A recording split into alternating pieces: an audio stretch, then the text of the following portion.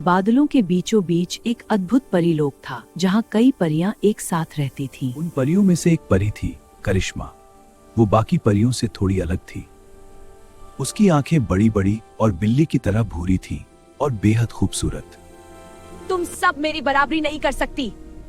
अपनी खूबसूरती पर उसे बहुत घमंड था। उसकी इस हरकत से परियों की रानी उससे मिलने आई। करिश्मा, सबसे अकड़ बात करना ठीक नहीं है। घमंड कभी अच्छा नहीं होता।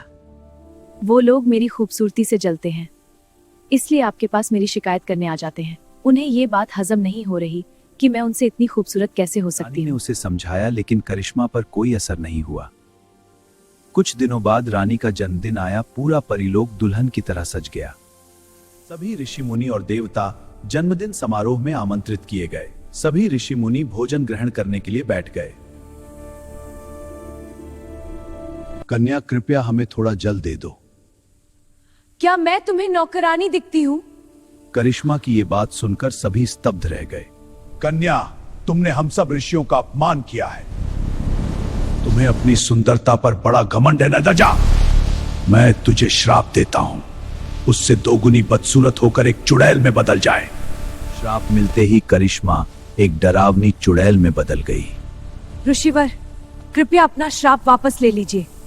ऋषि ने रानी की एक भी बात नहीं मानी और बाकी ऋषियों के साथ वहां से चले गए। अपना बदला हुआ रूप आईने में देखकर करिश्मा डर गई और रोने लगी।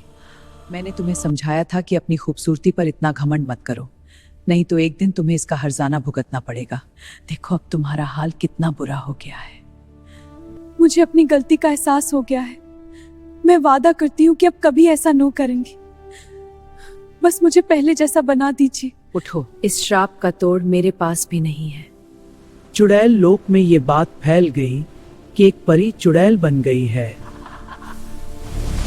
क्या बात, एक परी बनी चुड़ैल? अब तुम हमारी बिरादरी में शामिल हो चुकी हो। तुम्हें हमारे साथ चलना ही पड़ेगा। ये सुनकर करिश्मा घबरा गई और जाने से मना कर दिया। तुम्हें जाना ही पड़ेगा। ये परीलोक और चुड़ैल लोक का उसूल है, पर मैं पूरी कोशिश करूंगी कि तुम्हें वहां से जल्द निकाल लिया जाए। न चाहते हुए भी करिश्मा को चुड़ैलों के साथ जाना पड़ा। चुड़ैल लोक पहुंचकर वहां का दृश्य देखकर वह डर गई थी। चुप रहो, अब तुम कभी भी परीलोक नहीं पहुंच पाओगी।